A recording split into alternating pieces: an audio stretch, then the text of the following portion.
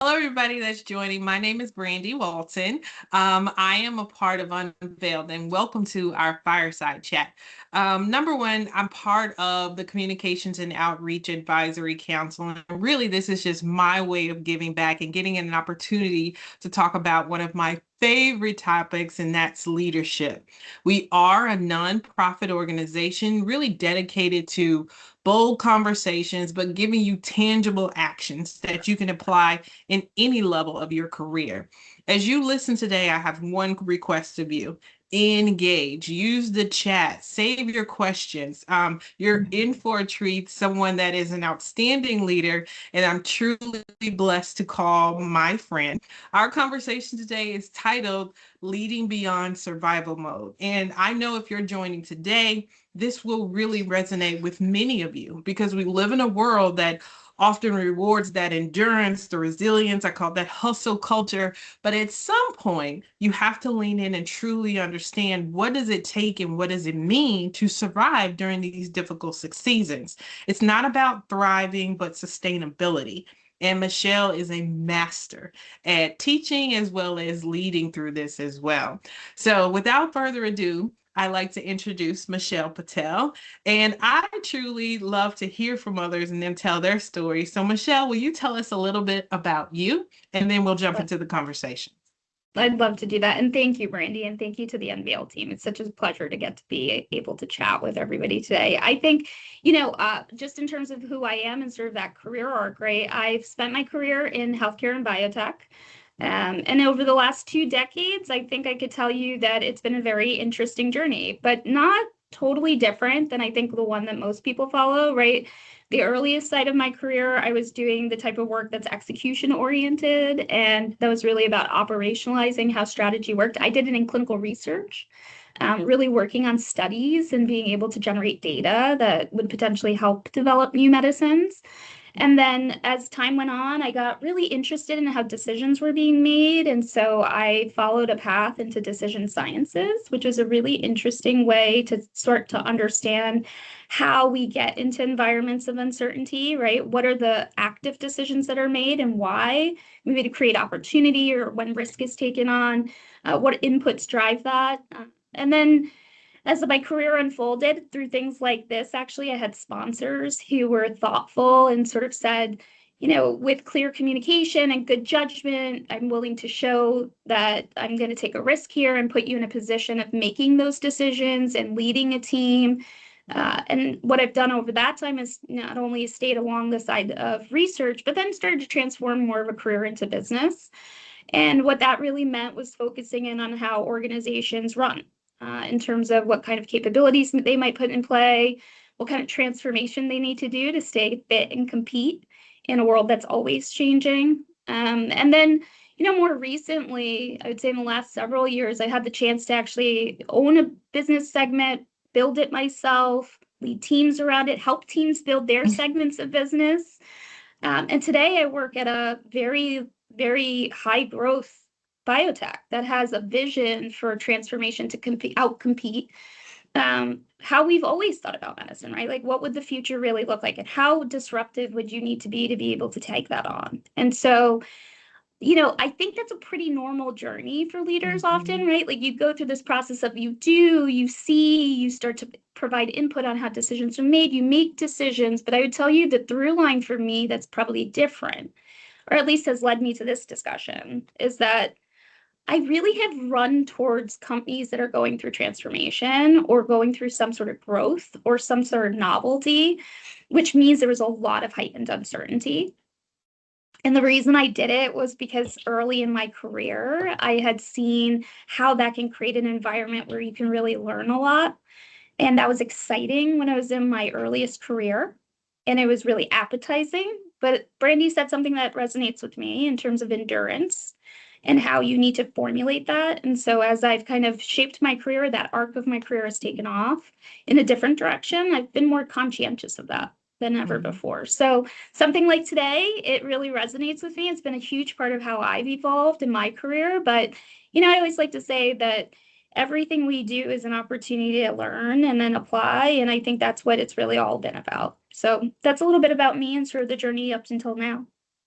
And see, guys, that's why I told you she's the best to tell that story. Because a couple of things that Michelle said was you definitely focused on experiences. You ran toward challenge, I would say, or growth phase. And there's a Right. special gene that takes that and brings you and others out of their comfort zone. And that leads Mm-hmm. us to our chat today about, I will say, the human side of survival mode. And Right. leaders, especially I will say women, men, many people have that endurance or try to build toward that endurance, but there's a difference between surviving and Mm-hmm. thriving and even Hmm. sustaining, because Yes. the pace is very, very difficult and challenged. So my question to you, Michelle, is, when you hear that phase, survival mode, what Mm. comes to mind to you? Or is there a particular life Yeah. experience or career that you were like, okay, you started to notice that difference for you? And what was it like just trying to make it through the day? Yeah, it's a great question, right? So I think if I look back at the first time, because it's happened many times since, either I've lived it or I've seen it, that I've had exposure to survival mode, I'd say it was when um, I felt like I was on a project that was really, really, really important, and what I did mattered. And it felt like everything was getting smaller in the world. All I could see was that project and how I needed to get it done.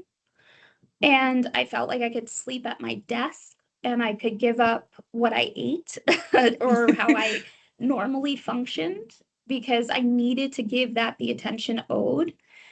But it was a mindset, it Hmm. was how I was thinking about it and how I was experiencing it. Yes, there was externalized pressures that were directing that mindset and that framework. But ultimately, I think that it was a little bit self-imposed, at least, where Yeah. I felt a lot of accountability to something. And the accountability was making it hard to put my head up, right? I was sort of, my world got smaller, the view of the horizons of the time changed. Everything was like hour to hour, minute to minute. It stopped being days and months and years. Yeah. And I think it translates actually in personal life as well, right? We jump into survival mode in all sorts of situations. I don't think the hallmarks of the emotional context that people go through are relatively different. They really aren't. Hmm. You just can't seem to get past the moment. For me, I think those first few times of living survival mode were really traumatic and informative, but then transformative is how I would go next, right? So in the beginning, it just felt like it was happening to me.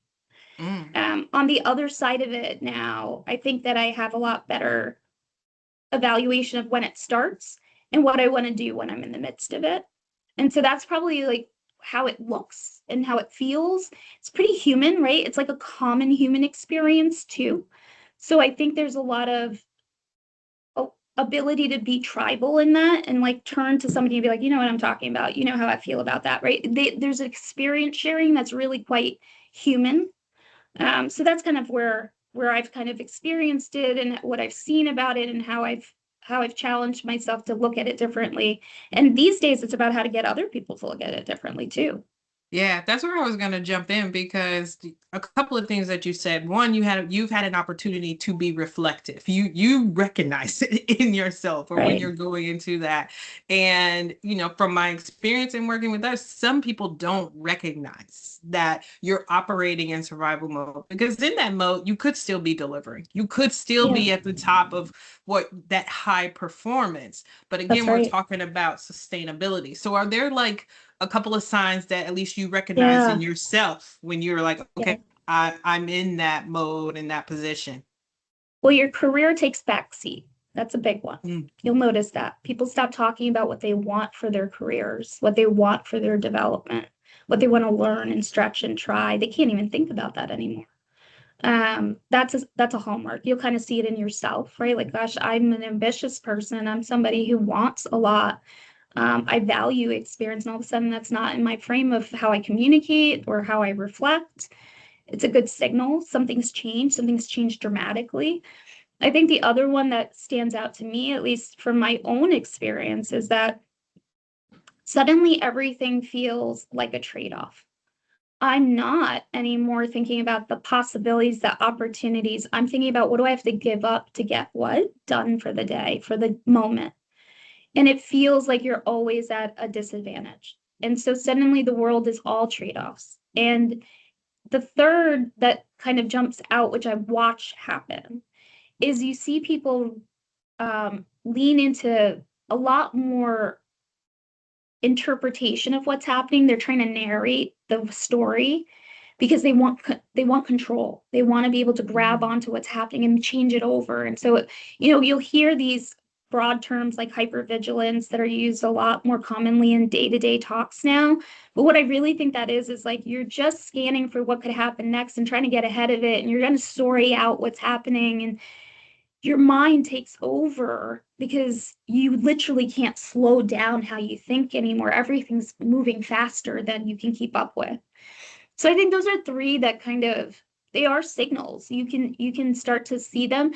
There is an emotional part that probably people feel first, right? Like it's kind of like Yeah. when people say there's something at the pit of your stomach, you just don't feel good always, and you can't really say that it's anything other than the environment or the context in which you're operating. We can't really get out of it no matter what you do, right? Maybe you work out, maybe you eat well, maybe go home and hug your family. Things like that Yeah. aren't curing that not so good feeling. Those are signals. Something's not working, something's not right, at least for you physically and mentally and emotionally. And maybe that's a point to start a pause and say, am I in survival mode? You might be. Yeah.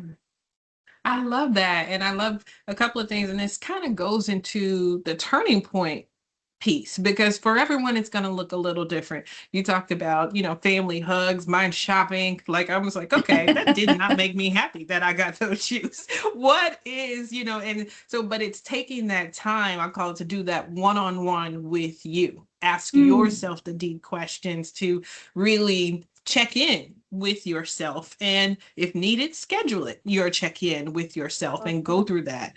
But for you particularly, when you had that moment of recognizing that, hey, I may be simply managing versus leading with that clarity and then intention, were there certain things you had to let go of, or more importantly, that you needed to unlearn because this is the life that you thrive in those environments? What did you have to let go of or unlearn to really address that for you? Yeah, you said two words just then that I think are important to double click on that were critical for me. One was control. And what it looks like is I'm just not going to be able to do it all and I'm not going to do it all well. And imperfect is good enough, right? That's the kind of Mm-hmm. things that you start, those are that trade off type of discussions. It's not trade off though, it's acceptance of that starts to be transformative to say, like, that's what should be happening. This is what the environment calls for. The environment calls for there to be imperfection, to be less than optimized. That's the moment. To be choiceful. The second word you said, which is an interesting one, is clarity. Okay, so I will say that the transformation for me became because there's so much less time, energy, things become less noisy sometimes. So what started to happen, which it took time to see that it was happening, was people were shorter in describing things because they didn't have time. So it was, I need this or that, not a long descriptive way of getting to it, but time was forcing specificity. The other thing that would happen in that same context is that people didn't have energy. So the things that were least important fell to the backside. So that Mm. created less noise in the system. And what happened is, of course, what happens as a course of that, what happened for me at least, is I kind of noticed that there was more camaraderie all of a sudden on teams. Like you would think in that environment, we're sticking, you'll hear this, right? Like we were in the trenches together. What does that actually mean? Yeah. I think what it means is what's important becomes clearer, and it's because you have to say it because time is on of the essence. And that can create a really interesting dynamic for bonds between people that have to achieve a lot of things in a lot with a lot less. And that's oftentimes the hallmark of what kicks in survival mode. So, at least for me, those were sort of transformative, like insights where I was like, why is this happening? I need to better understand. And the more I watch, the more I observe, the more I ask questions, by the way, like asking folks that have been a little bit further ahead on the arc than me, like, why are you so calm? And why am I, freaking out? That really transformed how I thought about things, for sure. Yeah. I love the one you said for me is the beauty of asking questions. People that may already have gone down that path, or you're observing behaviors you want, and just having the confidence to go and ask and open that conversation. And one of the beauties of Unveiled, and I think on the audience that we have here today, there's different levels of leadership. And I know you and Right. I have talked about this a We lot. have. Leadership is not a title. There are roles where you lead Right. other people, but anyone and should be a leader, whether it's leading yourself or doing the things that are needed within Mhm. that responsibility. And Yeah. so no matter where you are on that arc, leading through uncertainty is definitely can be a challenge. So in this time, what did you do, or what do you do to stay grounded in your leadership, especially when all the things are changing and in the times that we're in right now? Yeah. I think you said something for me that is important, which is leadership truly is something that is not titled. It's something that is earned typically from fellowship, right? Like somebody's willing to follow you somewhere, maybe in your philosophy or through action, but there's something about that. I think in the moment, what happens is that for when you're in survival mode, is you kind of see people starting to look for clarity and judgment. Mm. And what any person can do is take a breath and try to see what is not being said, share what is not being offered in context, and demystify what's important, right? So that people can galvanize around a focus area. And that creates a lot of momentum. Well, momentum feels different when you're in survival mode. Then it starts to feel like thriving, right? That's the transformation from survival to thriving. Is not that there's the environment changed, the environment stays identical. But what changes is that you suddenly feel like there's momentum and I Yeah. can create progress. And so leaders, when they step into survival environments and they see people going through survival mode, and they might be going through it at the same time.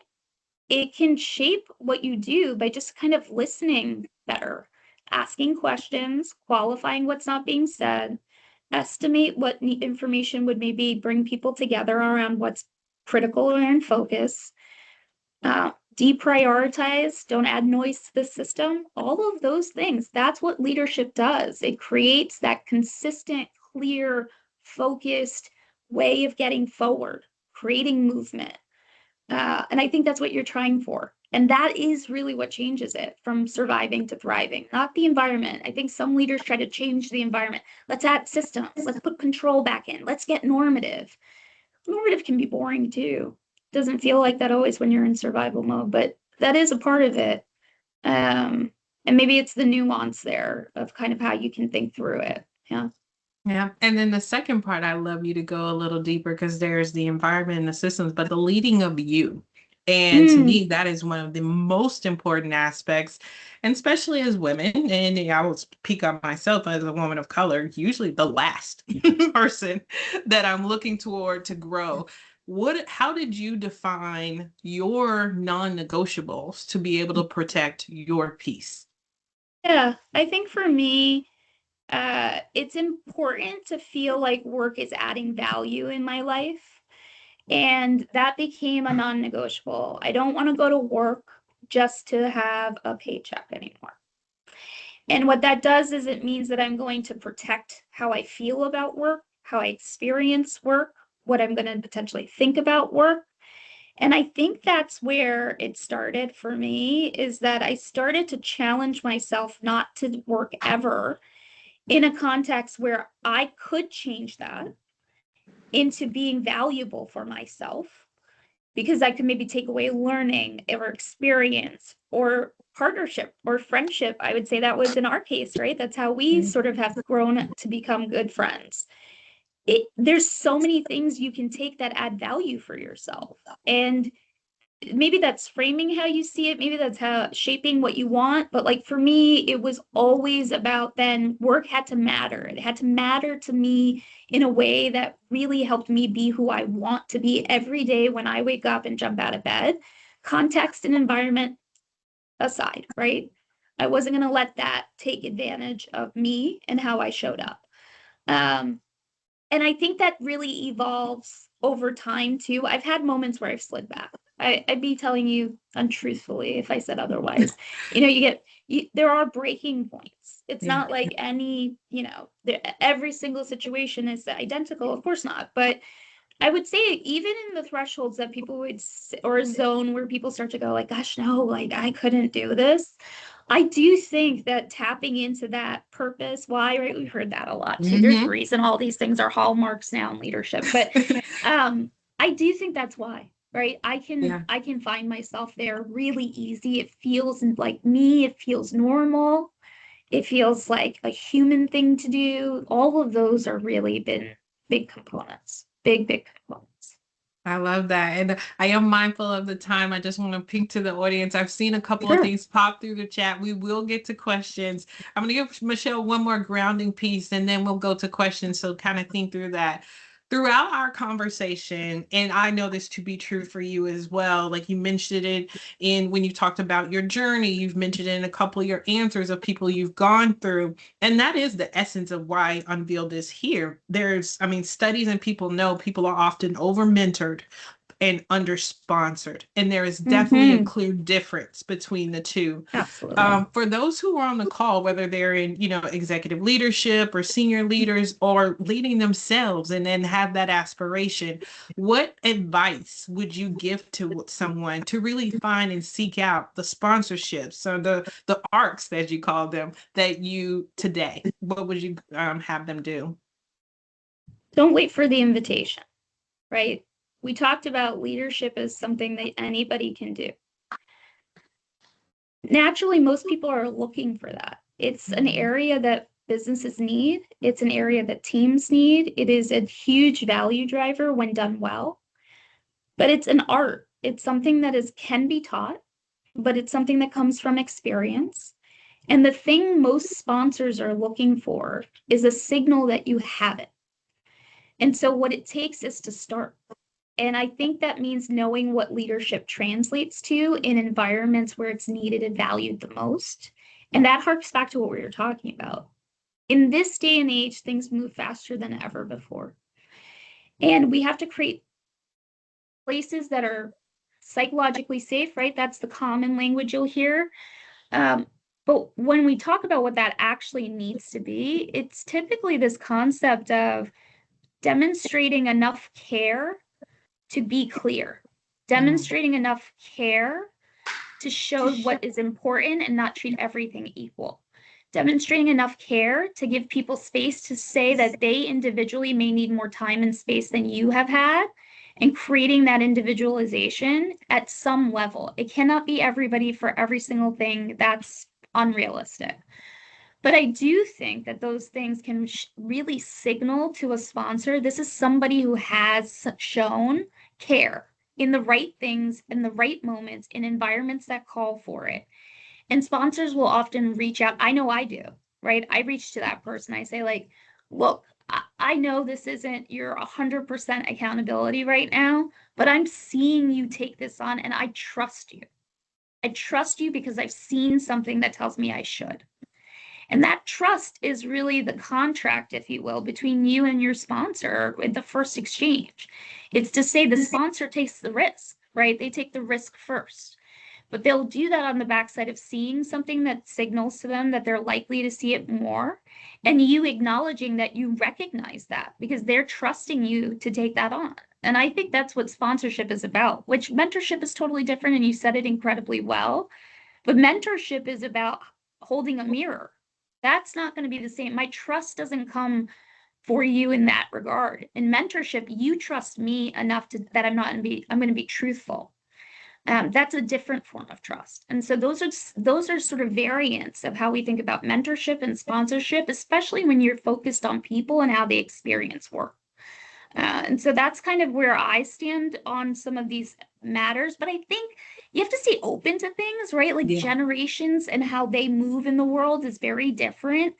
I've worked with folks that are, just coming into the workforce, and the type of experience they want is one that has clarity more than anything else. Be clear, be specific, tell me what it takes. I'm not going to take the risk with you. Their trust is very differently built.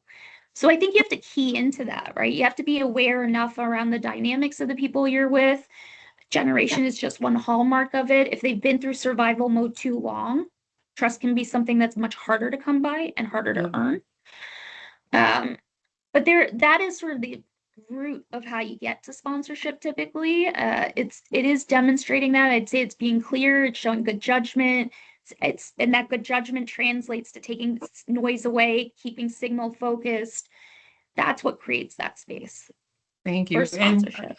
we've already got a couple of, I'm getting my texts are just like going crazy over here. So there's one question that came up, and we'll start it with this, but it actually isn't a sponsorship. And so basically it says, I don't know if I have sponsors within my organization. What are your thoughts about reaching to different areas? I'm assuming there mean different types of business areas, and how to connect with people. So Yeah. to paraphrase that, which I know where you're going to go with this, is how do I gain sponsors if I don't have anyone in my company that I think would be that for me? Yeah. I think you learn in a lot of environments. So work is just one. And my advice to anybody is to always seek to go outside of what you do a day in, day out, because perspective is critical. What you show up with at work is important to get sponsorship at. So that's your goal. But how you earn sponsorship is a different learning process for you. And it's okay to do that outside of your business area. In fact, I would recommend trying it outside your business area, because whatever is cloaking sponsorship could be you, it could be the business, the area you're in. You're not going to be able to decipher that right away. So take it out of the equation, right? Start somewhere that's familial. Could be a peer network. Brandy's heard me talk about this before, right? Put together your peer network that's going to be able to take that on as well. A group like Unveiled is a great example of what can be achieved when you take that on. But I do think that it's important sometimes to step away to understand what is limiting your ability to access sponsorship, and to definitively know that there's no one in the organization, versus if it's sometimes the possibility is you're not showing up in regards where that sponsorship is becoming surface towards you, right? So you want to get your hands on that and understand it. And the first step is to actually go through that workflow in a different setting so that you can appreciate that experience. Great question. All right. I don't see any hands yet, but any other questions, Sahana, on your end? So the question is, Michelle, again, great points around what we can do and how we can kind of look at those red flags and how we can really lead beyond like being in survival mode. The question is around what can we do from an environment perspective? How do we change the environment around us? There are things that we can do for sure, but then how can we also impact the environment, make it easier for others to also lead beyond being in survival mode? Yeah, I'm going to take that as two parts, because I think I hear two questions potentially, and forgive me if that was wrong. But one is, how do I change the environment so you're no longer in survival mode? Because right, nobody should stay, no organization or business should preferentially want to stay in survival mode, right? And then the second being, when you're in survival mode, right, how can you recontextualize your environment so it doesn't feel like survival mode? So maybe the second one first, right? Recontextualizing your environment. I do think it's a mindset. I think that comes down to starting to narrate what is happening as a collective differently. So it sounds like every day we just have too much to do and there's not enough time to get to it all. Starts to sound a little bit differently. It sounds, we only have enough resources, so we need to prioritize what it is that we're going to get done, and we're going to do it well.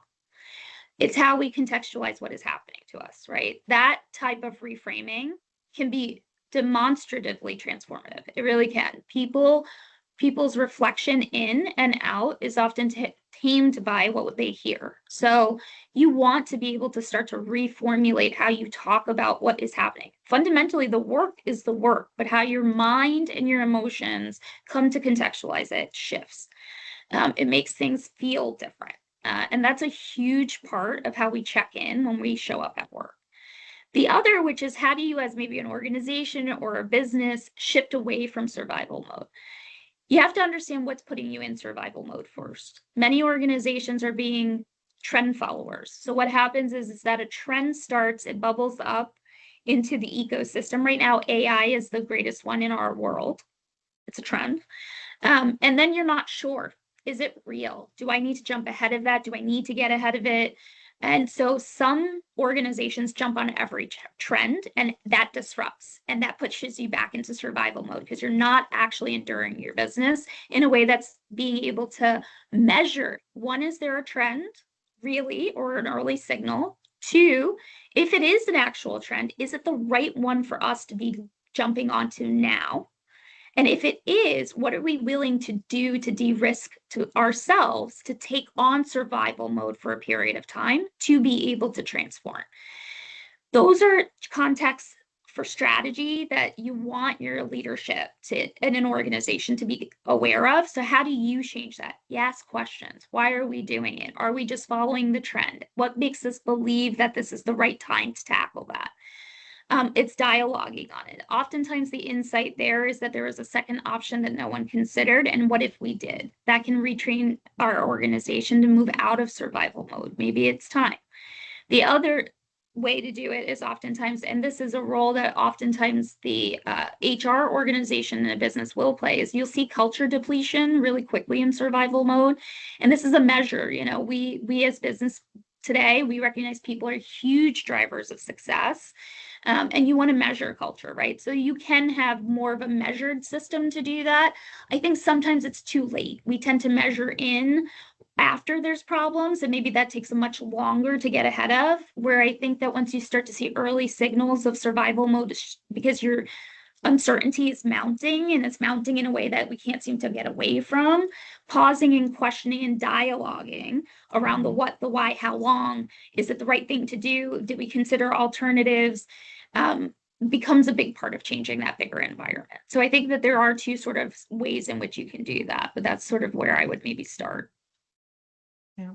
And I'd add, just piggyback onto that for you, Michelle, and take a more reflective look. Say you can't change the environment. AI is going this way, is doing this. The organization Right. is where the organization is. What would you give advice would you give to someone for them to remain grounded? Because I think you mentioned it earlier in one of your answers that sometimes the environment you chose those environments that were transformative and moving. So how do one person, what's that takeaway they can stay, no matter their environment, stay grounded? Pick the thing you can only learn in that space and time. Pick it, go get it. It's probably the only space and time you'll get a chance to do it in a way that's responsible.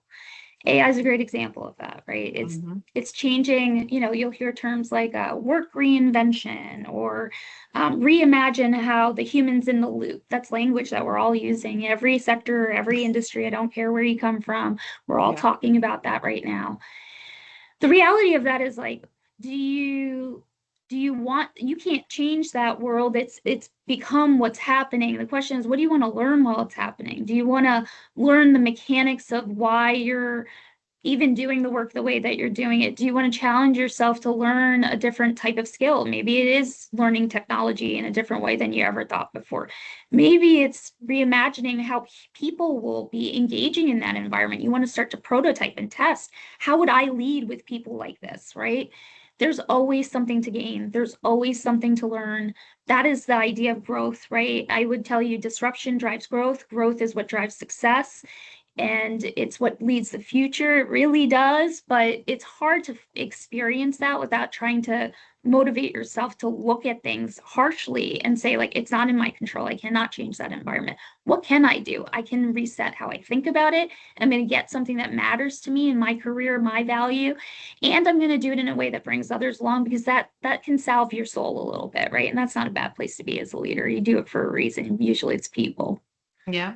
And you've said this a little bit, but I think there's a point to reinforce, as you've talked about your journey, how you reacted to survival maybe earlier in your career to how you react to it now. And I think it's important to highlight that it Yeah. doesn't necessarily stop. If you change the job, change the role, we're humans and these things will pop Hmm. up. There's some things of your nature. Has your response changed over the Yeah. years when you recognize that you're getting into that arena? Yeah. My first two jobs ever, I hit survival mode and I dead quit. And I said, I'll find something else to do. Yeah. And maybe that was the right moment for me because I understood my limits. But then by the third time I had hit survival mode, I was kind of like, why am I keep getting myself into these situations? So I had this moment to like reflect and decide, like, why am I picking environments like this? Because it keeps happening. Why does it keep happening? Right. So you're trying to understand. And then I think the other thing that happened, which was quite interesting, was that I started to look at the world as in maybe this is the right thing to be happening, because I don't need to quit my job to get the right experiences I want. Maybe what it is I love these experiences. I don't like how I respond to them, but I Mm. can change that because I had kept picking the same types of environments. I'd gone from academic clinical research at a hospital to a big manufactured company to then a small, super innovative business, but all of them had the same hallmark. At different functions of the business, by the way, from research to development to business, none of that was seeming to change. There was something, right? For me, I had the opportunity to kind of take this on early of being in a lot of different roles, a lot of different businesses, and that created perspective and vantage points that really galvanized for me that no, I like that. I really like that. What I don't like is how I'm responding to that. And I need to work Mhm. on that. And that's what I did. I worked on it. And I did it through both mentorship and sponsorship. So Mm. I do think that both can be very strong assists when you're trying to go through that transformation step for yourself. Yes, awesome. Okay, we have two more questions. I told you guys this time just flies by. So I almost said AB, but Allison has a great question here. What are some things leaders can do to help address survival mode on their teams? What have you seen be successful that can help lead teams through this? And I love that, especially the lead through. And so, what are your thoughts, Michelle? So I do think that creating some ritual or rhythm to create some normalcy is a good, easy start point for any leader. Where you are survival mode feels like everything is happening to you and your world is getting smaller and less predictable. Rhythm or ritual creates predictability in a way that's really healthy and creates space for you to think through the world differently. And so that's one. But what you pick for ritual and rhythm should be things that allow people to do what they can't do in survival mode. So it should feel like I can think about what else. I can think about the Mm. opportunities and the ideas. I can't act on all of them. So you're not going to use too much time to do that because that can feel wasteful, but it might feel fast. So an easy example of that is the ritual of a morning conversation. That is, what else could we be doing if we all weren't going through this moment together? Your brain is activating in a different way than survival mode. It's creating predictability, which yields to there is something that I can rely on. And then from there, you can build on that. As things become clearer, as you gain more control, you add to those rituals. That's what creates business rhythm. What creates ways of working. That's what creates playbooks. That's what creates normalcy and operating strength for an organization. Your objective is to create that movement in a way that Mm. people can feel differently about it. So I do think that that is something that's important. And then the other is it's okay to acknowledge how horribly difficult it is to be in Mhm. survival mode and to offer what kind of signals to watch for that means that we're at the end of it. Right. So give people the visibility to this is something we're experiencing because we are in the earnings cycle where we have a downturn and we need to think about the return to growth. As we shape that, we believe that X, Y, and Z will start to happen. So people's hypervigilance is catching the signals that this is coming to an end. They want to know what to look for, so they stop scanning for everything. Yeah. So I think that can be really powerful as well. Awesome. Perfect. There's so many gems there. And I'll take the one for me, time to think. Whether you're leading yourself or leading others, the importance of the time to think. I'll try to hit a couple of more here really quickly. Meg says, as women often are conditioned to fix things for everyone, how do, and I would say some men too, depending on the role, but how do you know when staying in a toxic environment is resilience versus self-sacrifice for a better story? And I think you've hit on this in a couple of pieces, but that internal part of you, but a couple of thoughts there, Michelle. It stops serving you. So if you are the person who takes in an environment and says that I do my very best when I am needed, but that no longer feels good, that's kind of a signal, right? Like that's the thing you need, but it doesn't feel good anymore. So that's toxic, right? It's changed over. It's no longer the thing you want and how you feel that makes you go, this is good. Don't ignore the inside monologue that is there, right? Now, sometimes you need someone to help you pull that apart to be realistic, and they're going to ask questions to say, like, is this because it's the worst day that you've had in a long while? We make the bad decisions on our worst days. So you need somebody to help you understand sometimes if it is that worst day. So I do think that that's another way to try to decipher which one are you in? Is this a period of resilience that I need to overcome and learn and grow? Or is this really like persistent environment that's making me unhappy in a way that is no longer serving my purpose?